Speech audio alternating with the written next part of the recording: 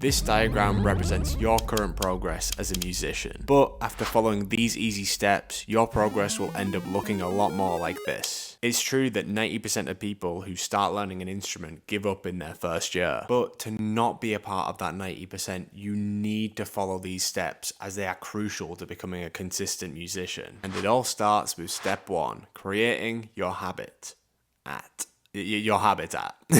The start of any great habit is having a place to nurture it. I know you might not think it's super important, but it is really crucial having a good environment to play your instrument. So designate an area of your home or just somewhere that you can easily access and make it your play zone. But we also need to set rules for this play zone. It can't be associated with another habit. It can't be your sofa or couch. It should be a place that you can lock yourself away from interruptions during your creative music time. And finally, just ensure that your instrument is out and visible so you can play it at a moment's notice. Creating a habitat is a great way to make sure you're ready to play at any time, but it is nothing without this next step.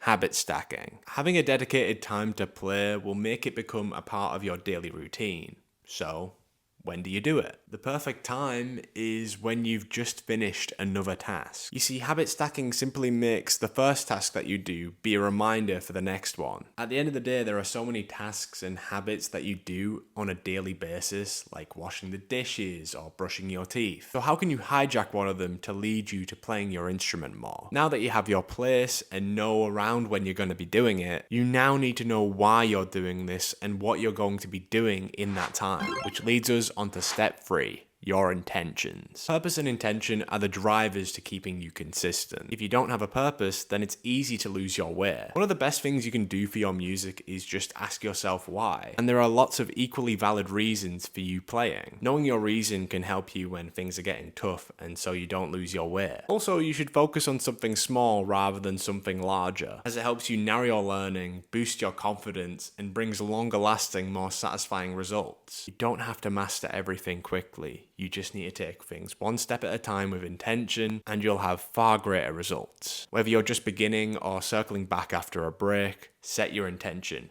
then begin. Now that you have your focus, you're probably wondering how long you're going to be playing for. Which leads us to step 4. When your brain thinks, oh, I need to practice guitar for like 30 minutes, it will instantly think of obstacles. I don't have time. I'm tired. I won't get enough done. But if your rule is, I will play the harmonica for 2 minutes, there is almost no resistance. Like 2 minutes? You can do that on any day. Even at your worst, you can do it. The 2-minute rule is a great psychological hack that you can use throughout your entire life. So set the barrier for success low as you can. And in the end, you'll want to play more than for 2 minutes. And also be able to be far more consistent. Now for the final and possibly most important step. Keeping an ongoing streak and tracking every step of the way. If you have a visual representation of how you're doing and also a streak to maintain, trust me, you'll definitely want to keep your habit up. Genuinely, it's that simple. Studies show that focusing on the habit process rather than focusing on the outcomes leads to 37% higher habit persistence, showing that habits are about behavioral patterns rather than results. Also, the psychological power of streaks has been validated by multiple studies. Research from behavioral economists found that individuals were willing to expend